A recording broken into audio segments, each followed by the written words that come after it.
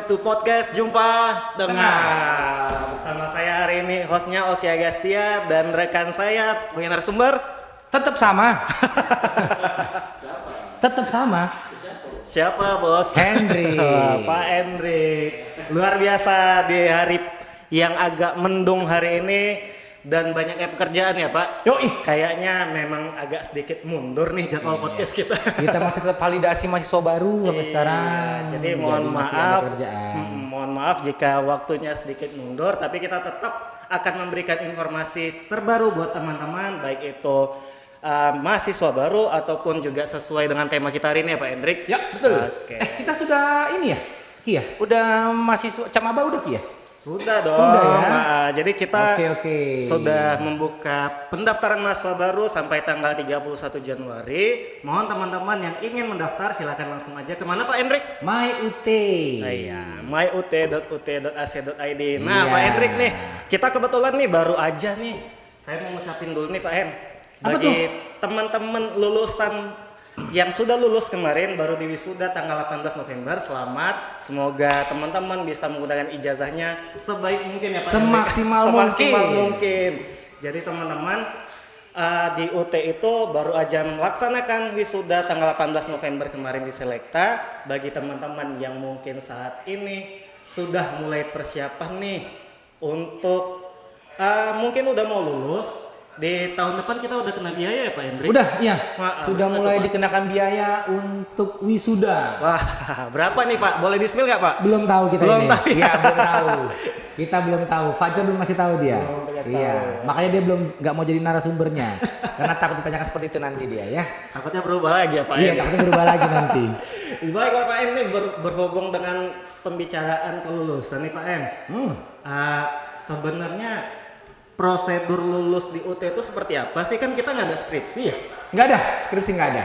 Jadi gimana itu? Untuk Pak? S1 ya nggak ada ya. Memang S1 itu memang skripsi ya, S2 tesis ya. Ya mirip-mirip lah ya. Oke. Nah, oke lanjut ke pertanyaannya Jadi Pak. gimana itu? Kalau nggak skripsi apa sih yang dijalanin mahasiswa akhir ini Pak Hen di UT?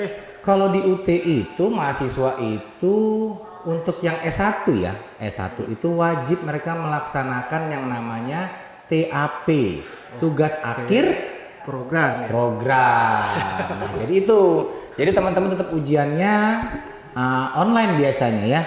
Online tapi tempatnya ada tempat-tempat tertentu di daerah di Sumatera Utara yang sudah kita tentukan.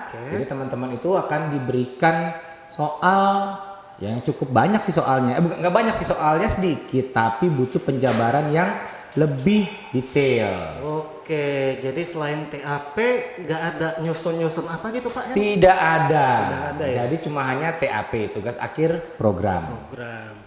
Dan juga biasanya di mata kuliah TAP itu berbarengan dengan karya Pak Hen? Ya, karya itu kan karya ilmiah.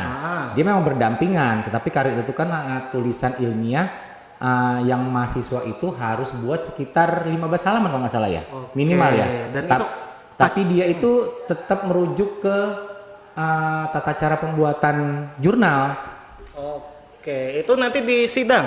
Nggak usah Enggak disidang, ya? itu hanya buat karya aja, hanya untuk karya ilmiah aja mahasiswanya. Jadi dia mereka buat itu, kita lihat ini oke nggak nih karyanya, baru nanti fakultas yang akan menilai atau memberikan penilaian karyanya itu layak apa tidak. Oke, untuk pembahasan karya mungkin di segmen nanti ya Pak. Iya nanti. Nah, ini nih bagi mereka nih yang udah menyelesaikan TAP dan karya seperti Pak Hendrik bilang tadi, untuk mereka tahu mereka udah lulus itu seperti apa skemanya ya Pak Hendrik? Di status MyUT mereka nanti ada statusnya lulus, udah DL. Oke, Berarti itu sudah lulus, jadi mahasiswanya tinggal dia membutuhkan apa? Kayak misalnya dia membutuhkan surat keterangan misalnya, itu nanti bisa diminta. Siapa tahu kan nanti ada yang kayak apa tuh yang P3K ya. Oke. Kadang-kadang P3 kan juga minta tuh syarat-syarat surat keterangan sudah pernah kuliah di sini.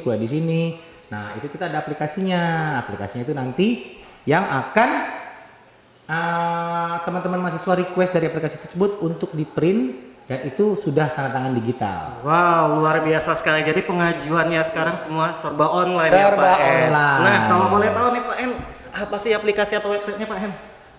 Namanya itu Aksi. aksi. Iya, administrasi kelulusan sertifikat dan ijazah. Wah, itu ternyata singkatan banyak kali singkatan di UTM ya. Iya, itu singkatannya. Dan alamat aksinya itu ada di aksi.ut.ac.id. Oke, nah untuk aksi sendiri itu apa aja sih Pak En layanannya? Banyak. Dia itu kalau misalnya kalau kita masuk aksi ya, biasanya itu teman-teman mahasiswa bukan mahasiswa lagi. Mahasiswa juga deh, teman-teman mahasiswa ataupun apa lulusan Ki? Wisudawan lulusan lah ya. Ya lulusan lah ya, alumni. Alumni. Nah, alumni itu Oke. dia itu bisa melakukan legalisir digital juga. Oke. Jadi nggak perlu capek-capek datang ke kantor. Siap. Jadi teman-teman alumni itu tinggal scan asli ijazahnya sama transkrip nilai, tinggal diupload ke laman aksi UT.AC.id, tinggal tunggu. Oh gitu. Jadi untuk proses legalisir ijazah kita bisa melalui laman aksi. Itu nggak perlu lagi datang ke kantor, Pak? Tidak perlu datang-datang ke kantor. perlu ya. Jadi langsung kan teman-teman tinggal buat itu ada link pembayaran legalisir kalau nggak salah kan? Itu kan bisa dibuat sendiri, maksudnya di teman-teman di akun MyUT mahasiswa sendiri kalau nggak salah deh. Ya kan? Benar. Bisa dibuat di situ. Nanti teman-teman tinggal teman-teman alumni tinggal create sendiri lipnya, bayarkan ke Bank BTN, Bank BRI, Bank Mandiri, ataupun rekanan UT lainnya, yaitu Alfamart dan Indomaret. Wah, jadi teman-teman lulusan untuk legalisir ijazah sudah dipermudah dari UT karena UT kayaknya memang menjangkau ke daerah pelosok ya Pak, agar tidak perlu datang ke kantor UT Medan. Nah, untuk proses legalisir sendiri di laman aksi kira-kira berapa hari sih Pak En? Itu kalau nggak salah itu dia sekitar 3 hari deh. 3 hari. 3 hari. 3 hari kerja. Iya, 2-3 hari kerja itu maksimal ya. Maksimal karena kan ada pengecekan lagi oleh sistem ataupun sama kelulusan. Ijazahnya asli atau gimana, kan kadang-kadang kita ketemu tuh mahasiswa tuh ijazahnya yang kalau enggak dia fotokopi ijazahnya, terus udah fotokopi legalisir yang dulu difotokopi lagi sama dia, nah itu nggak bisa. Yang diterima di aksi itu ijazahnya harus yang asli, bukan fotokopi. Oh, berarti ijazah asli di-scan gitu. Di-scan. Di-scan. Formatnya apa, Pak? Formatnya PDF. PDF ya. Jadi setelah di PDF kan, di-upload ada menu uploadnya ya? Iya, ada menu uploadnya. Nah, untuk cara ngambilnya sendiri itu seperti apa, Pak Hen? Maksudnya ngambil? Nanti teman-teman tinggal download. Tinggal download. Jadi login kembali. Oh salah, JPG ya. JPG. Jadi ini berarti kalau aku nih lulusan nih login ke aksi, create pembayaran, lalu tunggu proses selesai setelah pembayaran, 3 hari kemudian login lagi ya untuk mengeceknya. Iya. Gak usah tunggu 3 hari, nunggu sekitar berapa jam. Kalau misalnya koneksi lagi bagus itu cepet kok biasanya. 3 hari itu maksimal. Nah hasilnya itu berarti tanda tangannya basah atau gimana Pak? Tanda tangannya itu digital. Digital, wah luar biasa. Jadi teman-teman gampang tinggal ngeceknya aja. Mau BKN, BKD itu pun harusnya sudah mengakomodir tanda tangan digital ya. Jadi tinggal dicek sudah ada. Sah ya? Sah. Jadi untuk teman-teman lulusan jangan ragu untuk legalisir digital, walaupun nanti hasilnya berupa tanda tangan digital nanti ya Pak. Itu tidak perlu lagi datang ke kantor UT Medan, itu sudah sah kok teman-teman. Ya sudah sah. Iya. Jadi teman-teman juga nggak perlu repot-repot ke kantor ke UT Medan lagi ataupun ke kantor UPBJ lain. Sama ini juga bukan hanya UPBJ Medan ya Pak Oki ya, tapi dari Sabang sampai Merauke pun harus menggunakan aksi ini. Jadi sama informasi ini sama semuanya. Oke, jadi ini informasi buat teman-teman dari luar UT Medan atau yang saat ini sedang join live kita. Iya. Mohon untuk legalisir bisa langsung legalisir melalui laman aksi.ut.ac.id. Nah, kembali lagi ke laman aksi ini Pak. Kayaknya nih luar biasa websitenya ya. Selain tadi legalisir, tadi kayaknya Bapak ada nyebutin surat keterangan. Ya, banyak. Kalau untuk mahasiswa aktif itu biasanya kalau dari Pemda ya Pak Oki ya, biasanya minta surat keterangan aktif. Terus surat keterangan aktif sebagai mahasiswa itu juga ada. Terus surat keterangan alumni itu untuk alumni bahwa dia memang benar alumni dari universitas terbuka. Oke. Terus satu lagi surat keterangan bukan kelas jauh. Wah, Nah iya, kadang-kadang tuh yang dari mana itu ya? Yang dari daerah, kalau nggak dari kementerian apa gitu saya lupa deh. Itu selalu minta, bener nggak? Ini memang izinnya tuh ada gitu. Kadang-kadang kan harus ada kan kelas jauh sama Iya, jarak jauh itu kan. Nah itu juga kita keterangannya bukan kelas jauh. Terus satu lagi surat keterangan diterima sebagai mahasiswa. Ini untuk mahasiswa beasiswa biasanya. oke Pak. Jadi dia akan mengajukan ke mana? Diajukan ke daerahnya bahwa benar dia sudah diterima sebagai mahasiswa. Terus surat keterangan proses PD Dikti. PD Dikti juga ada. Terus surat keterangan proses PD Dikti itu untuk alumni yang tadi tuh yang apa? Mahasiswa yang aktif. Satu lagi yang terakhir tuh surat keterangan lulus. Oke, jadi sedikit tadi agak sedikit apa ya pertanyaan ke surat keterangan itu tadi Pak En, kelas jauh. Kenapa harus ada penekanan kelas jauh tadi? Ya karena kita kan memang bukan kelas jauh. Kita kan jarak jauh kan berbeda kelas jauh sama jarak jauh. Bedanya apa? Bedanya kalau kelas jauh itu kan banyak tuh kampus-kampus lain tuh yang membuka seperti UT, dia itu buka kuliahnya datang ke situ, tapi kan dia kan harus dapat izin dulu. Izin kita kan dari kementerian, makanya kita namanya jarak jauh. Oke, jadi yang hanya diakuin itu yang program jarak jauh ya Pak? Jarak jauh, memang jarak jauh, di mana-mana jarak jauh. Nggak ada ya kelas jauh itu setahu saya sih udah nggak ini lagi ya, tetap jarak jauh yang sekarang diizinkan sama kementerian.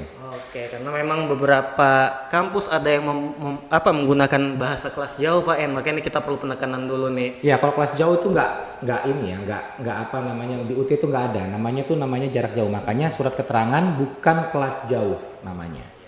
Jadi untuk login sendiri nih Pak En, apakah mereka pakai ID jika mau buat surat keterangan nih? Mereka itu seperti apa nih prosedurnya? Login tuh ke aksi.ut.ac.id. Ya. Baru pilih menu surat keterangan. Terus apa nih? Tinggal pasang NIM aja, kasih NIM, tanggal lahir, NIK, sama ada namanya capcay. capca, verifikasi ya. Verifikasi. Wah, Capcaynya itu harus teman-teman lihat. Kalau misalnya belum dapat, ada tombol refreshnya, di refresh aja. Nah, kadang-kadang itu kalau misalnya internetnya agak sedikit lambat, kan butuh case yang agak cepat ya. Jadi kalau misalnya teman-teman juga tuh harus ngisinya agak agak teliti dan agak cepat ya, agak sigap lah. Karena kalau lama itu nanti capcaynya itu akan expired. expired ya. Ya, jadi ngetik NIM-nya harus agak cepet, tanggal lahirnya sama NIK. NIK. Nanti ada capcanya bilang hasil penjumlahan misalnya 1 tambah 2 atau berapa. Nah, itu kalau misalnya belum bisa, itu ada tombol refresh-nya, silakan di-refresh. Oke, nah berarti teman-teman jika ingin buat surat keterangan pastikan dulu hafal NIK ya Pak. Ya, NIK. Jangan dihafal NIK. Lihat aja di KTP. Lihat di KTP-nya. Hafal NIK itu susah. Berapa digit ya? 16 ya? Digit. 16 kan? Iya. Nah, 16 digit. 16 digit itu harus diingat. Bukan diingat. Harus tetap dibawa-bawa. Masa nggak hafal sih? Saya aja hafal Pak. Coba kita lihat. 12 7 12 sekian. Kalau saya sebut bingung nanti. Oke, nah setelah login itu berarti mereka hanya tinggal pilih surat keterangan sesuai yang mereka inginkan. Iya.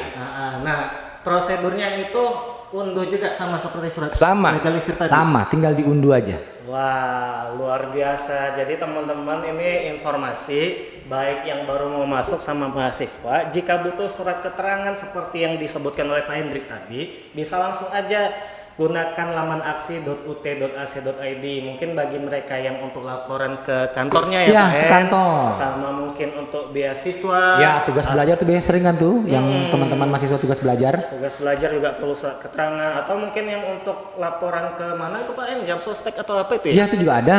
Yang orang tua ya, Orang tua. anaknya kan. Kalau misalnya masih ditanggung orang tua, itu biasanya surat keterangan aktif ya kalau nggak salah. Keterangan. Aktif mahasiswa. Itu nanti buat membantu orang tuanya bahwa anaknya itu masih dalam tanggungan orang tuanya, jadi tetap dalam lingkup keluarga masih dapat apa tuh namanya dari kantor lah kalau nggak salah itu. Oke, nah pertanyaannya nih Pak En, kalau kayak barusan Bapak bilang tadi, seandainya ada requestan bahasa dari surat yang tidak sesuai dengan mereka unduh di aksi, seperti apa nih? Nah, Kalau tidak ada itu agak sedikit repot memang ya. Jadi teman-teman mahasiswa itu harus ketemu Pak Oki. Ya, kalau untuk yang nggak ada suratnya itu tidak ada di aksi, terpaksa harus ketemu Pak Oki ataupun Pak Adrian nanti ke front desk-nya UT Medan ataupun front desk saya nggak tahu kalau tempat lain ya. Tapi yang pasti itu harus ketemu Pak Oki ataupun Pak Adrian, nanti mereka akan memformat ya, membuat template-nya lah, template-nya apa yang sesuai. Tetapi kita juga harus lihat kebutuhan suratnya itu, kita lihat ada nggak yang mirip seperti ini. Kalau ada yang mirip ya pasti kita tetap harus diajukannya ke aksi UTHCID karena hasilnya sama, cuma paling-paling katanya aja paling beda ya, tapi artinya tetap sama. Berarti intinya surat yang keluar dari laman aksi itu formatnya sudah general ya? Iya, general dan baku lah pokoknya. Baku, jadi seharusnya itu bisa digunakan ke instansi manapun. Iya. Hanya saja jika butuh requestan mungkin bisa datang langsung ke kantor UT Medan. Iya. Oke lah Pak Ed. Nah, laman aksi ini kalau nggak salah ada menu alumni juga ya Pak Hen? Data alumni. Data alumni. Untuk apa ya Pak Hen? Data alumni itu hanya untuk ini aja, kelulusan hanya untuk mahasiswa, bukan mahasiswa, mahasiswa aktif yang misalnya sudah semester, sudah ngikutin TAP, udah ngikutin mata kuliah semuanya, dia tinggal nunggu kelulusan. Oh gitu, jadi mereka selain ngeceknya dari akun MyUT, mereka ngecek juga dari aksi itu? Iya, apakah sudah lulus apa belum, lihatnya dari sini. Oke, kalau nanti sudah lulus, apa prosedur selanjutnya di laman aksi itu Pak? Oh, kalau udah lulus sih tinggal ini kirim foto, kirim foto, terus kirim ada surat pernyataan apa tuh yang ditandatangani, nanti dikirim ke kalau ke UPBJJ itu biasanya ke Bu Susi ya. Ke Bu Susi, nanti Bu Susi kumpulkan baru dikirimkan ke UT Pusat. Jadi prosedur penguploadan pas foto itu tidak perlu lagi datang ke kantor UT nganter pas Iya, fotonya? nggak perlu. Tetap sama kayak tadi upload legalisir. Wah, jadi mempermudah ya Pak. Iya. Karena kemarin ada pertanyaan masuk dari mahasiswa nih, mereka nganterin pas foto datang ke kantor UT Medan, padahal hanya tinggal upload. Formatnya ada nggak Pak? Formatnya sama sih kayak JPEG juga sih, JPEG aja. Iya. Untuk pakaiannya apakah bisa pakaian apa? Pakaian itu nanti biasanya kalau kita sudah masukin datanya terus cari, nanti ada di situ. Ada ketentuan. Ketentuannya ada. Backgroundnya itu warna biru, merah. Pink ada nggak ya, Pak Fajar? Pink ada nggak? Pink nggak ada ya. Berarti warna biru sama merah ya Pak Fajar ya? Oh iya. Karena di sini adminnya Pak Fajar, jadi dia menentukan warna fotonya biru atau merah.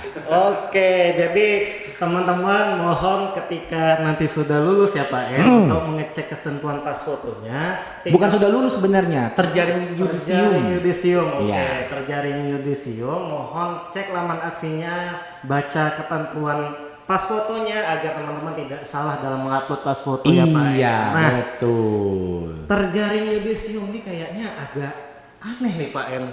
Setahu saya tuh di instansi lain yudisium itu kan ada acara ya Pak En. Nah ini apa sih terjaring yudisium itu di UT?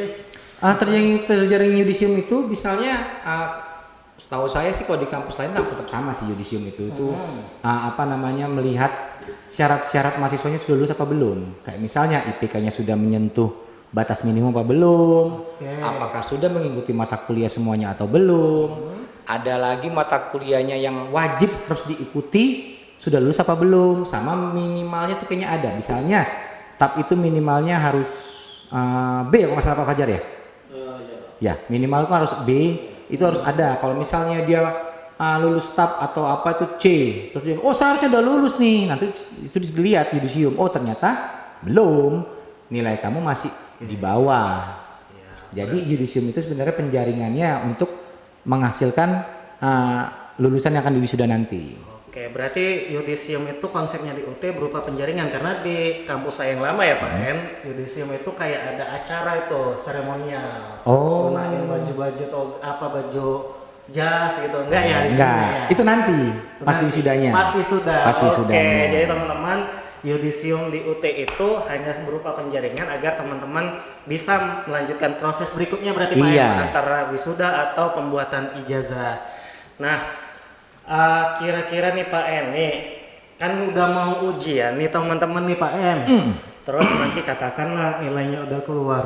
Berapa lama sih proses sampai ke penjaringan yudisium itu? Oh itu di fakultas sih ya. Fakultas ya. Iya, kita nggak bisa ini. Kalau saya, kalau dari pengalaman saya sih biasanya sekitar 1 semester lah situ biasanya udah lulus ya misalnya ya, udah lulus semester depannya itu biasanya sudah terjaring. Oh, berarti di kalender akademik ada nggak tuh? Ada Ada kan ya. ada di kalender akademik. Jadi teman-teman Penjaringan yudisium tuh ada biasanya. Oke, ya teman-teman silahkan cek kalender akademik bagi teman-teman yang saat ini semester akhir dan ntar lagi ujian.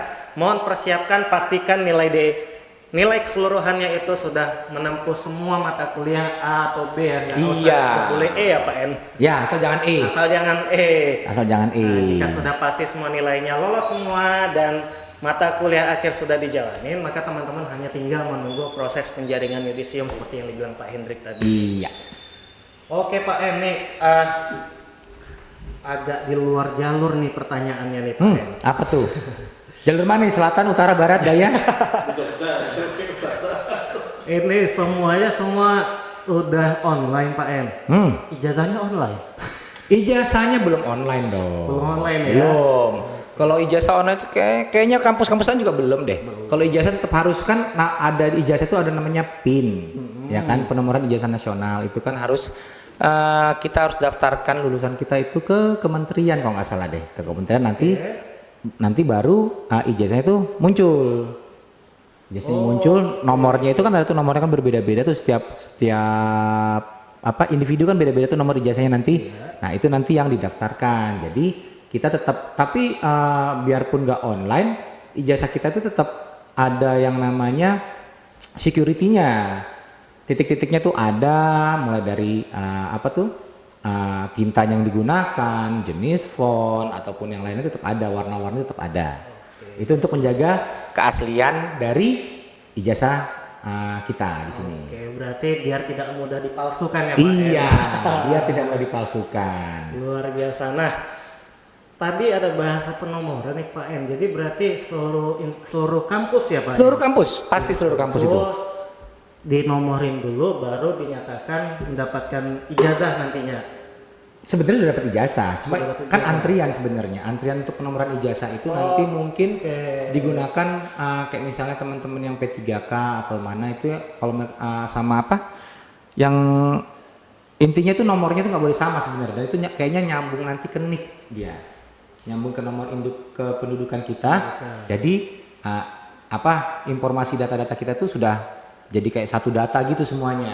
Ini mungkin sama nih yang dikeluhkan oleh teman-teman yang saat ini lagi keguruan, update data sivil ya Pak M. Iya. Atau data yang diktinya tidak sinkron.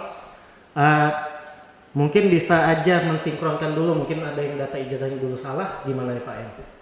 Maksudnya ijazahnya salah gimana Ini nih? kan kata Pak M data disinkronkan ke NIK nih.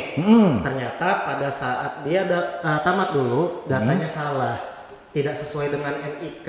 Kan waktu sebelum dapat ijazah kan sudah dikasih tahu sama kita, makanya ada surat yang kirim foto tadi. Dilihat itu sudah di bawah ditulis data yang ada di sini apakah sudah benar semuanya. Dan mahasiswa itu secara sadar dia sudah tanda tangan. Jadi kalau misalnya dia salah ya cara untuk memperbaikinya sebenarnya kan udah nggak bisa tuh. Jadi mahasiswanya tinggal datang ke Pak Oki lagi sama Pak Adrian, minta surat keterangan bahwa benar itu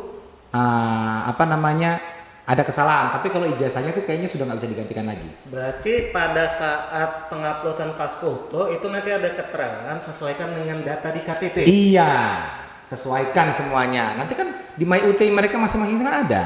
Ada nicknya ada, nama ibu kandungnya ada, semuanya ada di situ. Samakan. Jadi itu fungsinya. Fungsinya itu mahasiswa tuh kadang-kadang kalau udah melihat data alumni itu dia tidak melihat data-data penting lainnya. Jadi harus dilihat namanya, nicknya, tanggal lahir, baru kalau sudah oke, baru mereka upload. Tapi kalau misalnya belum oke di data alumni yang di aksi tadi itu, ketemunya Pak Oki sama Pak Adrian. Nanti setelah dibuat suratnya baru dikasih ke Ibu Susi. Nah, itu tadi teman-teman. Jadi pastikan data teman-teman itu sesuai dengan KTP. Karena banyak nih Pak Hen yang pada saat pendaftaran masih menyesuaikan dengan ijazah sebelumnya. KTP harusnya sih, KTP. tetap Jadi KTP. kalau seandainya KTP-nya salah tidak sesuai dengan ijazah sebelumnya, seperti apa prosedurnya? Itu nanti ada caranya lain lagi. Caranya lagi Iya. mungkin di Segmen yang berikutnya lainnya ya. lagi. Iya. Itu berbeda. Nanti kita melenceng dari sini. Siap Pak En. Nah teman-teman, jadi pastikan pada saat nanti sudah kelulusan muncul data-data dirinya, pastikan sesuaikan dengan KTP. Oke. Untuk selanjutnya nih, mungkin nih Pak En, semua kan berkesinambungan nih dari kelulusan itu kesalahannya bisa jadi pada saat pendaftaran di awal. Iya. Nah mumpung lagi saat pendaftaran mungkin bisa kasih pesan-pesan untuk teman-teman calon mahasiswa agar pengisiannya seperti apa nih Pak En di data pribadi. Oh, data pribadi. Kalau data pribadi tetap harus dari KTP ya. Tetap KTP. harus. Iya, mulai itu terus kalau yang untuk dari mahasiswa jangan lupa ketik atau informasikan NISN-nya. Dan satu lagi, biasanya itu kesalahan mahasiswa itu terletak di tempat lahir. Misalnya tempat lahirnya di KTP dibuatnya Dusun 9 misalnya Labuan Batu Selatan. Misal ini ya teman-teman Labu Sel, jangan tiba-tiba gini, oh enggak Pak, enggak ada tuh. Enggak, ini hanya contoh misalnya. Nah, teman-teman biasanya calon mahasiswanya cuma hanya menulis Labuan Batu Selatan saja. Oke. Dia harus lengkap. Dusun 9 Labuan Batu Selatan. Nah, 9-nya pun ada 2. Angka biasa sama angka Romawi. Nah, itu harus juga dilihat. Bila di KTP-nya tertulis angka Romawi, ditulis juga angka Romawi. Kalau misalnya dia angka numerik yang seperti biasa, harus yang angka seperti biasa juga. Itu aja sih, lainnya sih tetap sama. Oh, satu lagi tuh yang sering diabaikan mahasiswa, RPL dan non RPL. Untuk yang RPL itu untuk calon mahasiswa yang sudah pernah kuliah. Yang sudah pernah kuliah atau sedang kuliah, dia berhenti di semester keberapa atau pindah tempat, pindah kampus. Nah, itu baru namanya pakai RPL. Sisanya itu pakainya ya ijazah SMA. Jadi harus dibedain teman-teman ya. Berarti pengetikannya harus sesuai titik komanya ya. Misal nih Pancur Batu, ternyata Ya. ada yang ngetik P titik Batu. Ya, harus tetap sama. Pancur Batu, misalnya ditulisnya Pancur Batu, jangan P titik Batu, nggak bisa. Itu sekedar informasi tambahan selain pembahasan kita di laman aksi ini Pak En, karena ini nanti berhubungan sampai akhir nih ke laman aksi. Iya. Pastikan teman-teman calon mahasiswa jika melakukan pendaftaran mohon sesuaikan dengan data di KTP, dan seperti yang dibilang Pak Hendrik tadi, pilih jalur yang sesuai. Jika RPL silakan pilih RPL, jika non RPL silakan dipilih. Oke Pak En, mungkin sesi tanya jawab aja lah ya. Jika ada yang ingin bertanya tentang kelulusan, boleh kita buka nih Pak Hen, mumpung live nih. Boleh. Boleh ya. Ada nggak yang masuk nih Bang Fajar untuk pertanyaan? Kayaknya enggak deh. Nggak ada Karena kebanyakan kita nih mahasiswanya pasti kalau yang pagi mahasiswanya masih aktif semuanya. Iya. Jadi kalau ini hanya untuk namanya add value aja sih buat teman-teman mahasiswa. Misalnya nanti kalau udah semesternya tinggi butuh surat-surat. Kan kalau misalnya untuk semester 1 kan teman-teman mahasiswa untuk laporannya pasti butuhnya di semester 2. Jadi ini hanya add value untuk informasi tambahan untuk teman-teman yang misalnya kayak beasiswa ataupun tugas belajar dari instansinya masing-masing yang membutuhkan surat, ya suratnya ada di aksi.ut.ac.id.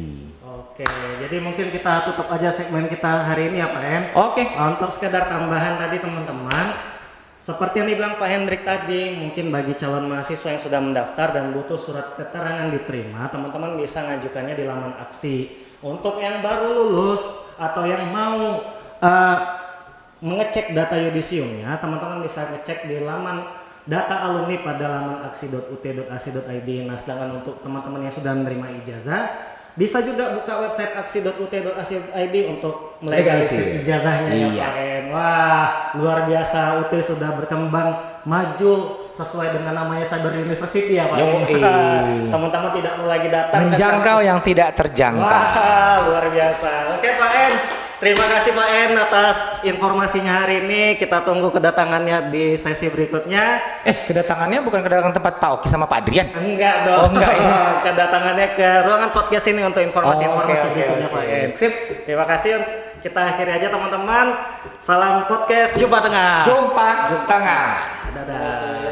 Bye bye.